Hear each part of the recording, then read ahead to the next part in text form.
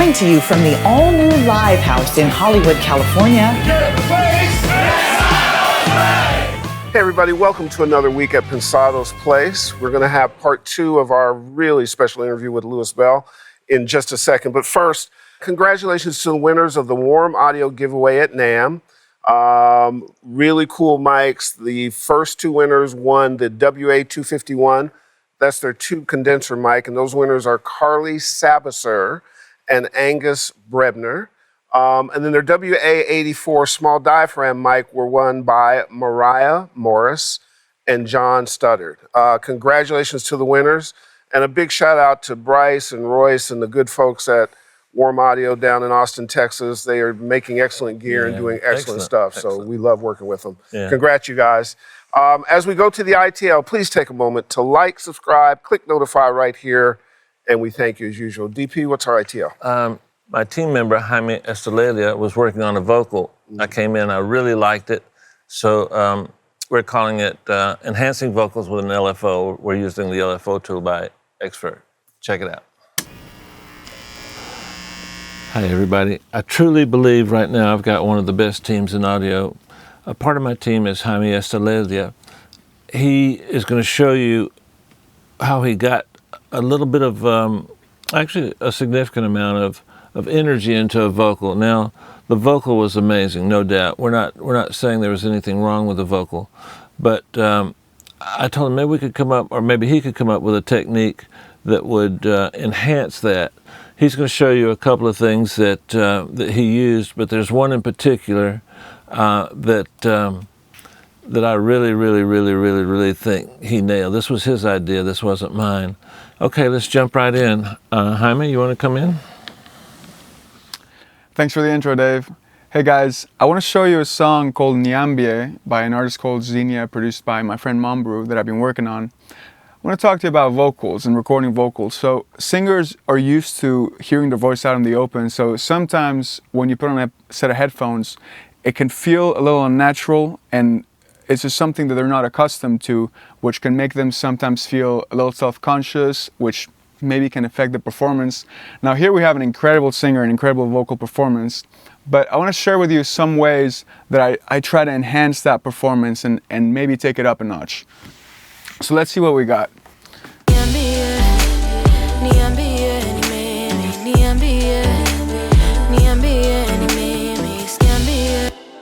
I love the song. So some of the things I did here, I have a lot of plugins happening in the lead vocal, as you can see, but they're all doing just a tiny bit. The reason why I did that is because I wanted the performance to feel really natural. So the first thing I'm doing is I'm adding a transformer from a tube circuit.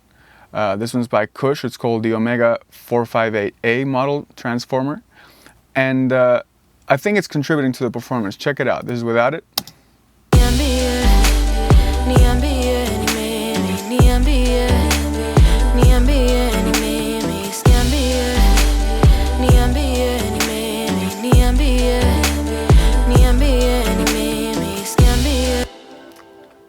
I think that was pretty cool. Now check this one out. This is from Slate's Virtual Mix Rag, who has some incredible racks and modules in here.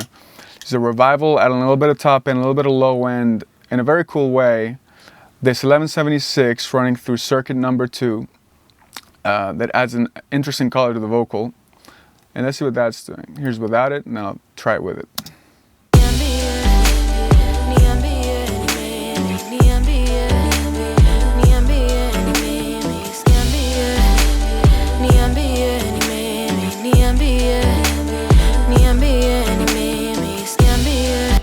So there's a little bit of a level difference here, but you can tell that it's doing quite a lot actually. And lastly, I use a technique that is not really used too often, but I think it should because it's really cool. The concept is we wanted to expand the vocal to, like we said, enhance the performance, but we were thinking that it'd be so cool to try it enhancing the groove of the vocal as it goes with the song. So in this case, we chose a quarter note. We're using a plugin by Expert called LFO Tool. This is an amazing plugin. You guys should check it out.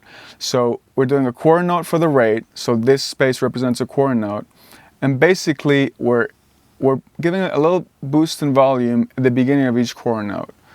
Now, let me see what you guys think. This is without it.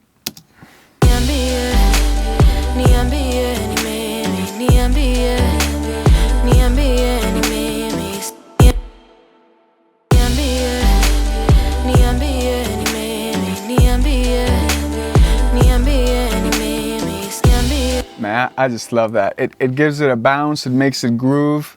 So guys, when you're working with a great vocalist like I'm doing here, I think that it's really important to complement the performance with what you're doing and do little things that make a big difference. I think it turned out pretty good. Thanks for watching. Let me know what you guys think. And now here's part 2 of our conversation with the very talented, very insightful, very successful Louis Bell. Were you formally trained? No, well, so I took piano lessons when I was a kid for 4 years. You know, shout out, Mr. Albert, Doug Albert, you know, who I still keep in contact with. That's great. He was my piano teacher when I was 11 to 13, so for about 2.5, 3 years.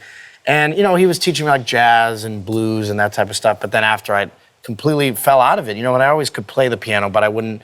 It wasn't until years later till I started. I was a rapper. I was actually rapping. I started out rapping, and then I used my piano skills to actually create beats. But it started off where I didn't have any keyboards, so I thought all you could do was sample. So all I was doing was sampling things, and I started off listening to a lot of Danny Elfman and Hans Zimmer and all the composers, and I would just sample all that stuff. But I would find that it moved so much. It wasn't like a progression. It was just moving and moving. I'm like, I have to just find one moment here. That taught me a lot about sampling, finding one moment of magic, which is... Are you a moviegoer?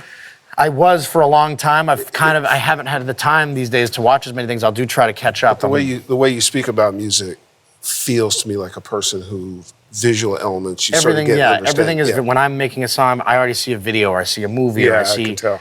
And it all makes sense to me, and it's like I feel like if you think of the song deeper than just music, then I think you'll always find the right thing because it's just you're going by feeling. It's one of my responsibilities on the show is to just change the subject randomly.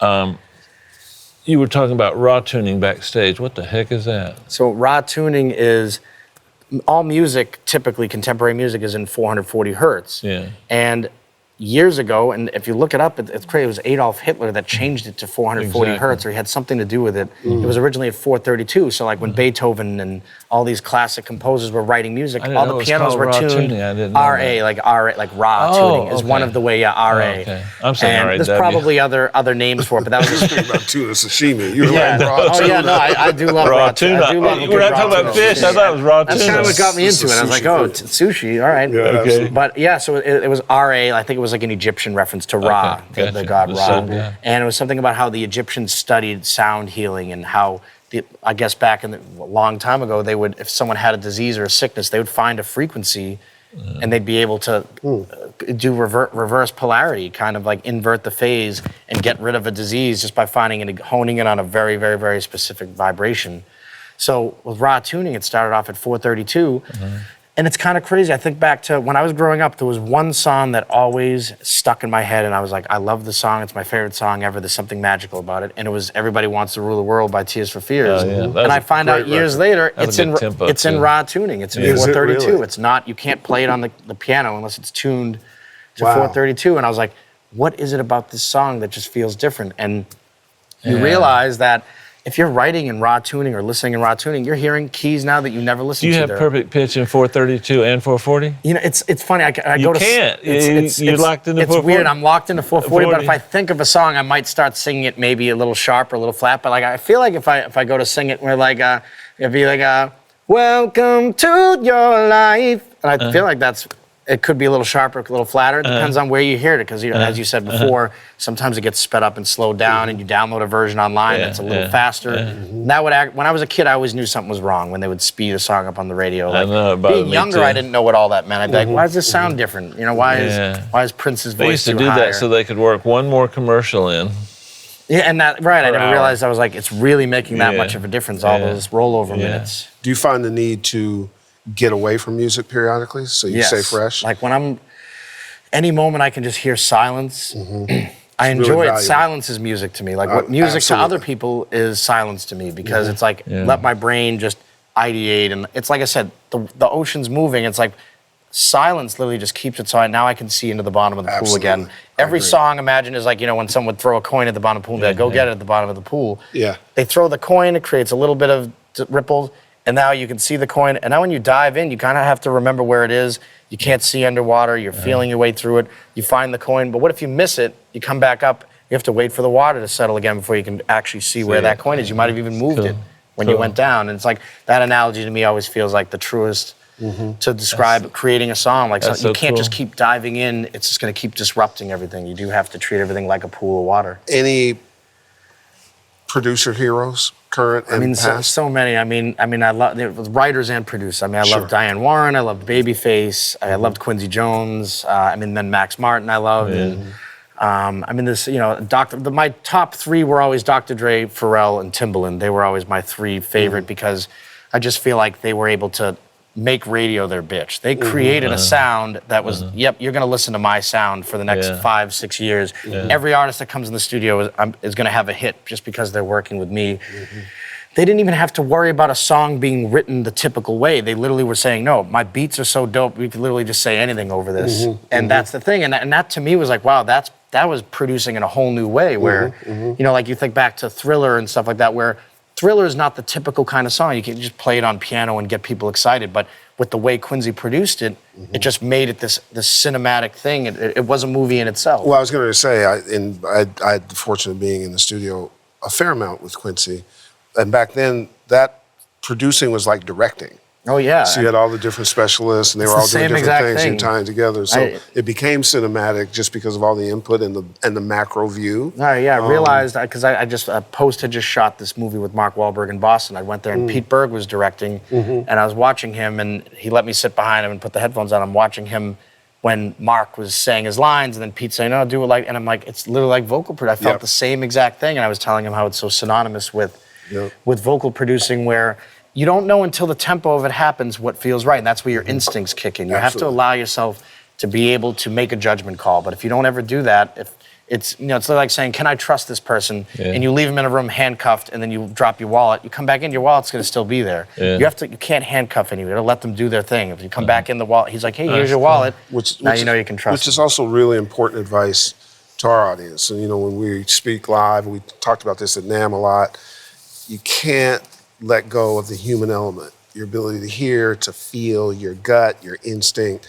That's as critical as your use of the tools, more critical than your use of the tools. And you have to keep trying it to learn how to rely on it. You can't just pull it up if you haven't ever pulled it up before, right? There's that amazing video of Quincy and Herbie Hancock in the studio, and they mention that exact thing of how you're saying, it's just keyboard, but he's still got that African blood, he says. He's like, I'm still there, and like the rhythm is there. It's the key, it's just a vehicle. Yep. You can put Jeff Gordon in a Corolla and he'll find his way around the streets. You put me in his car, I'll crash. Right. Perfect synonymous timing. Well, it was just a sample. It's something that we... That's pretty good. I love that metaphor. I've noticed you've spoken about coming in, starting songs, coming in early in the song, middle of the song. What's your preference, and what do you like from each? I imagine if you come in the middle, it's easier because you got something to work with.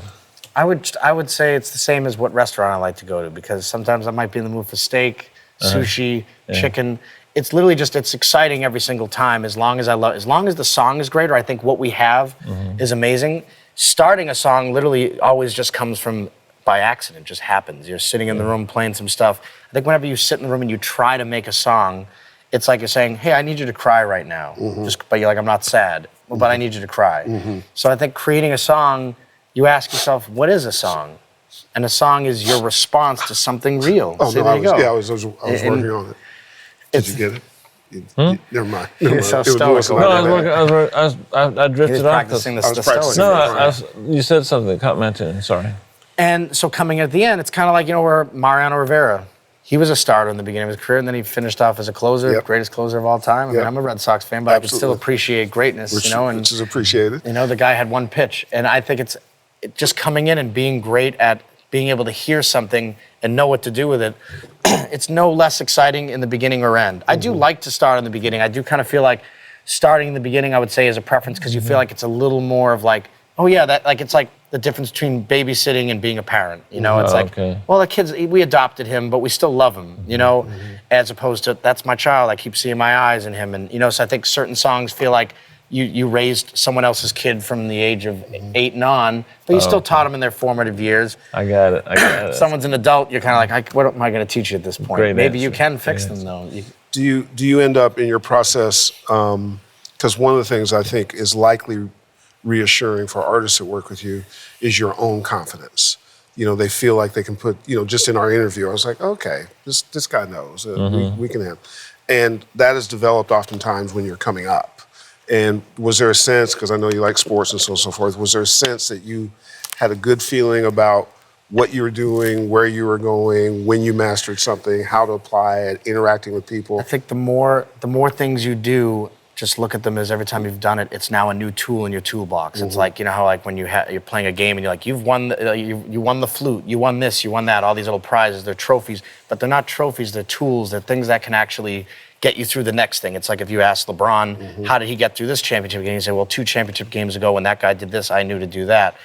You're just learning different reactions. It's like why Tom Brady, you know, I bring up Tom Brady, I love Tom Brady. And, no, he's an amazing quarterback. But reading a defense in real time and knowing like, oh, I have to do an audible right now, that's a tool that you learn. That's a tool from getting tackled 2 times before and then find out you don't get tackled the next time. And what's amazing is literally a pro quarterback's checkoff is done in like 3 seconds. Check off the whole field. You have to in do 3 all seconds. this stuff so quick. It's unbelievable. It's so fast with people coming at you. You're taking information and now you're turning it into muscle memory. You know, you're a batter up at bat and you can't think about where your elbow, you just have to see, I'm reacting to the ball. I'm not positioning myself any certain way. I'm just, my natural muscle memory is going to take me to the right solution. Now, can I give a quick career recommendation before we get to batter's box? Will you take it gracefully?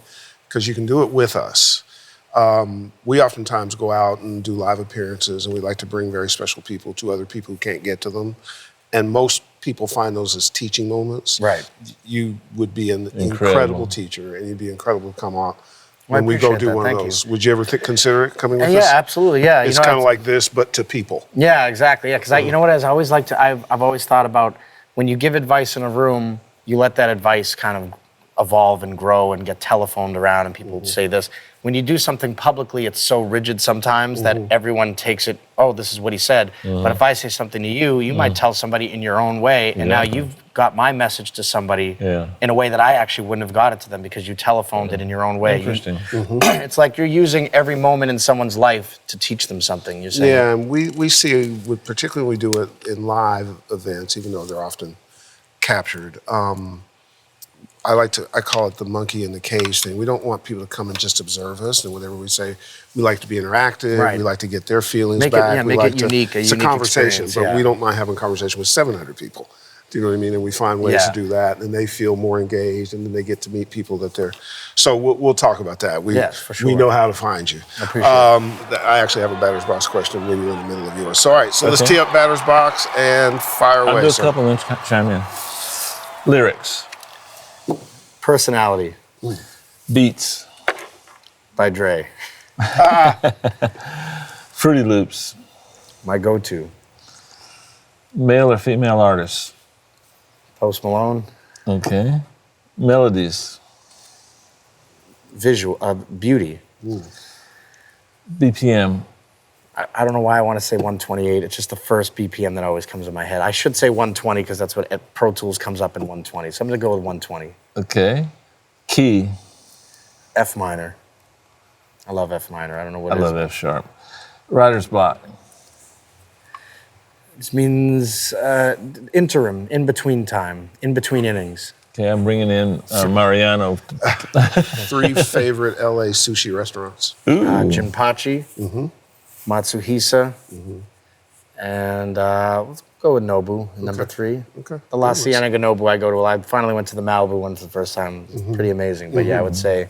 Actually, I'm sorry. I should put Sushi Park up there. Can we do 4? Okay, we Sushi can. Park is amazing. Those are the 4 I recommend. Yeah, and if those people are listening, 555 Do we have sushi sponsors? Is that a thing? Working on them. Yeah. What was a piece of equipment that was very inexpensive that you used on a well-known record? What's the most? I would say the Apollo Twin, because it's not that expensive, about $600, somewhere in that range. That's a good call. I bought like 3 of them. Every time I feel like if I have it in my backpack and I put my backpack down too hard, I go, I got to buy a new one. I hope I didn't ruin it. So I'll get another one just in case. But yeah, the Apollo Twin has been there with me since I started off on the M Audio. I was using the M box in the beginning. Then I graduated to the M Audio. Then the Apollo Twin. And it was just some bandwidth to it. A lot of clients are asking for the Apollo Twin sound now. Like you have to take your Pro Tools rig and run it through that.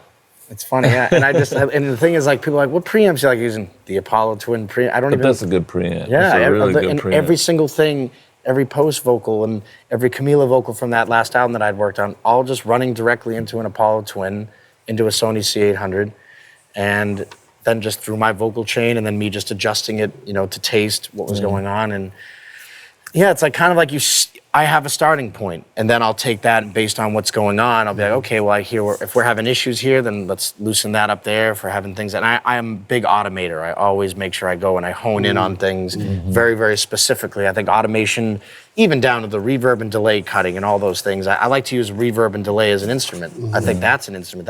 Those are drums. Yeah, I do the same thing with mixing. What's coming up that you can talk about that you're working on? That's always a tricky question because it's always tricky because is there good stuff coming up that you're working on? There's really good stuff coming up. So I could say that much. There's really good stuff coming up. I'm really excited about. It's always the thing about what's coming up. You always it's like your oracle saying, hey, tomorrow you're gonna go get McDonald's. That's your prediction. And tomorrow you go like, you know what? She says I'm not getting McDonald's anymore. Now the prediction doesn't come true.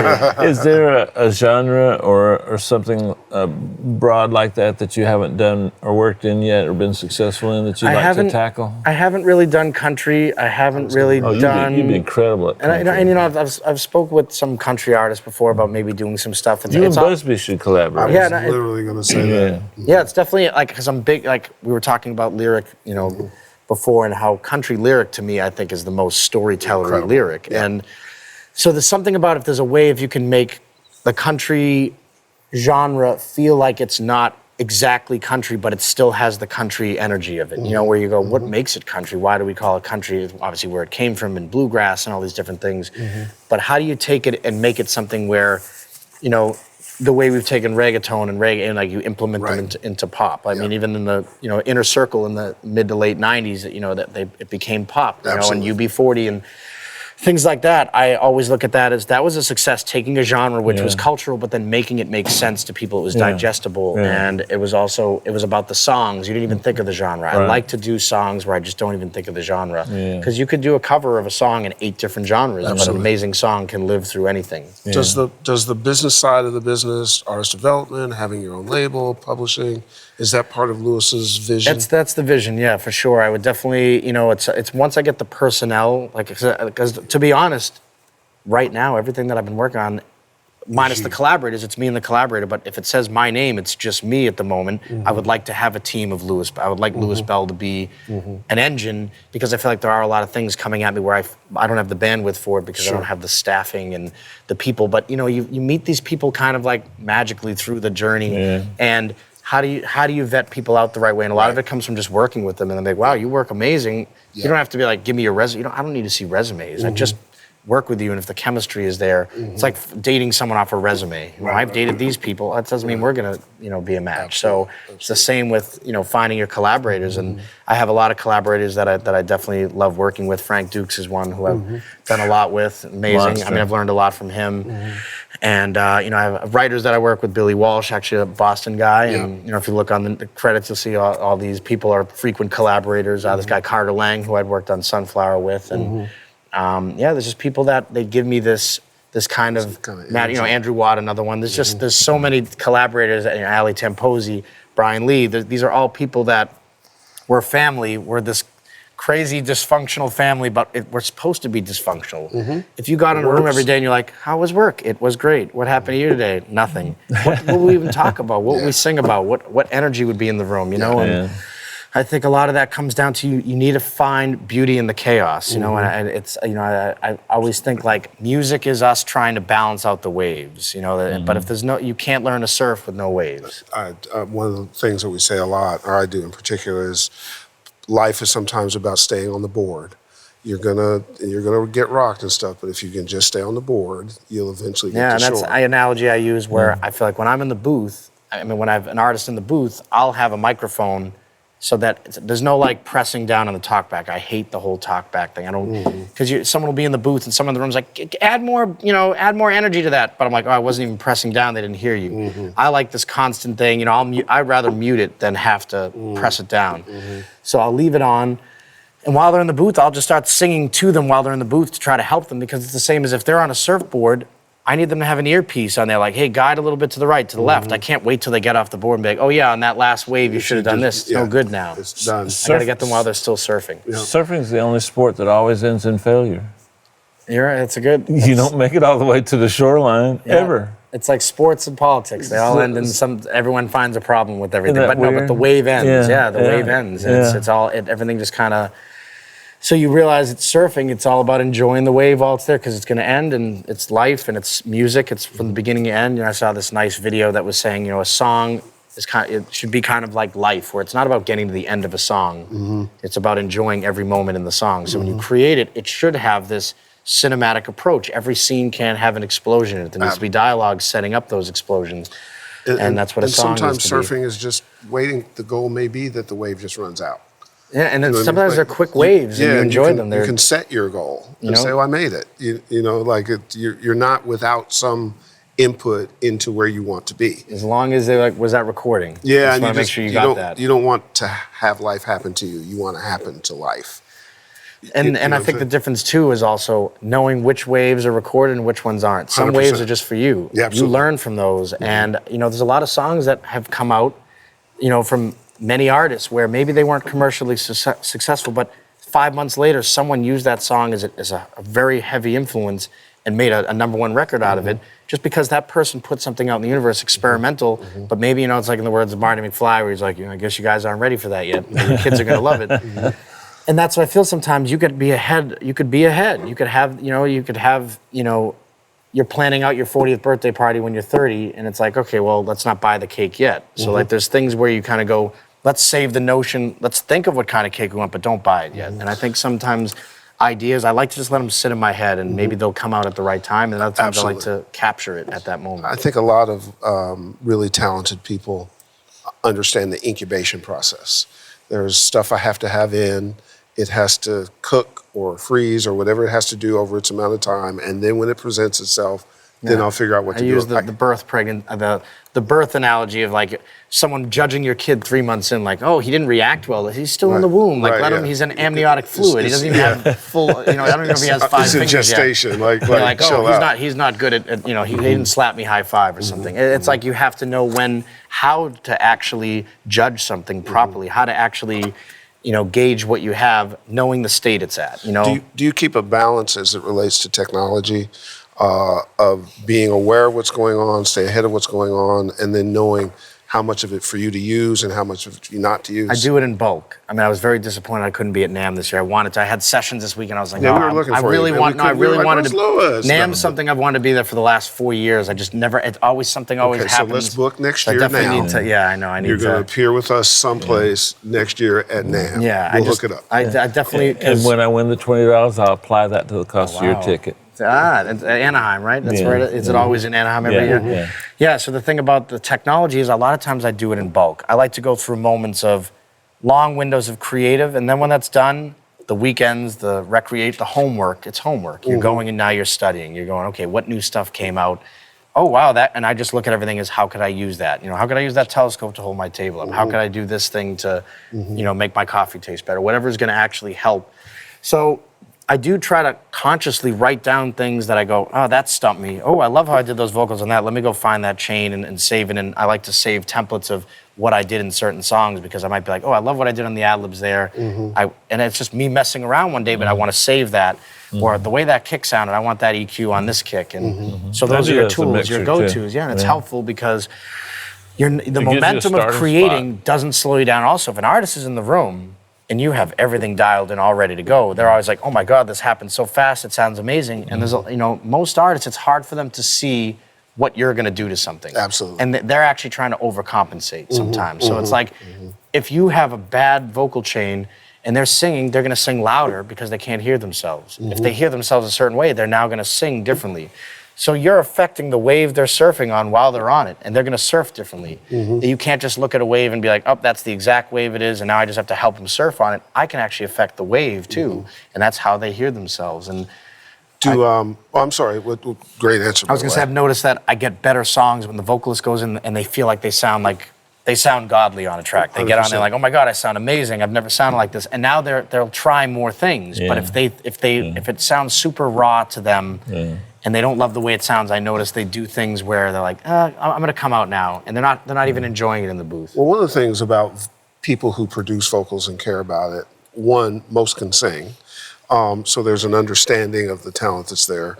And two, do you know Kook Harrell? Yeah, no, he was someone, I've never met Kook, but I was always a fan, and he was definitely somebody where, I remember when he was doing the Bieber stuff, obviously Rihanna and all that, that's where... No, I'll connect you. But both you guys have one quality besides your technical ability, is that you both are nurturing. Yeah. Because you have to take this person and put them in an environment and then have them get their best and trust you. I always say we're therapists. Yeah, 100%. And we talk about it all the time. We learn a side of an artist that maybe their best friends don't even know. Like, I didn't know that about him. And that they also don't want to share just with anybody. There's certain artists that you can tell they don't know how to filter what they say, so they just wait for the room to be filtered. They don't filter themselves, and I think filtering a room is more important than filtering a person.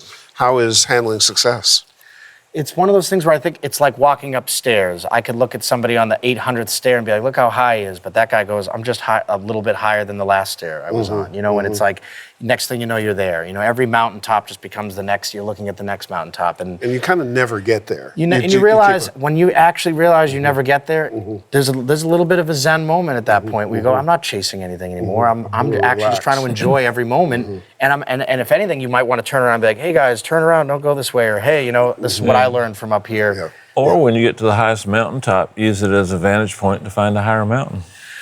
And look down and kind of like, ooh, I was doing all this wrong. I should really enjoy all this. You notice, I look at the cars. I see the headlights are white, taillights are red. It looks like red and white blood cells going through somebody's body. And I just kind of feel like we're just in this big organism sometimes. And it's been insightful. Beyond that. Yeah, absolutely. Don't be a stranger. Oh, it's over already. Wow, that went by so quick. Well, it's actually time flew. We went actually way beyond what we usually do because it was just so good. Wow, so we'll figure out what to do with that. Yeah. Hope you enjoyed it. Did you enjoy it? Amazing, yeah. I mean, this is, I don't really get to do this ever, but I do like to, like I said, I like to do things in bulk. I kind of, go shopping, buy 800 pounds of toilet paper and one thing. I don't like to have to go shopping. So I do like to do these things, obviously, under the right circumstances where I feel like, hey, you know what? You don't have to say the same thing 800 times. You find one great platform, right? And you have the right back and forth banter, and that way you get just want to have a conversation, exactly, like we just had. Exactly, absolutely. It's fun to be fans of the music. It's even more fun for us to be fans of the person. And I would say that is absolutely true.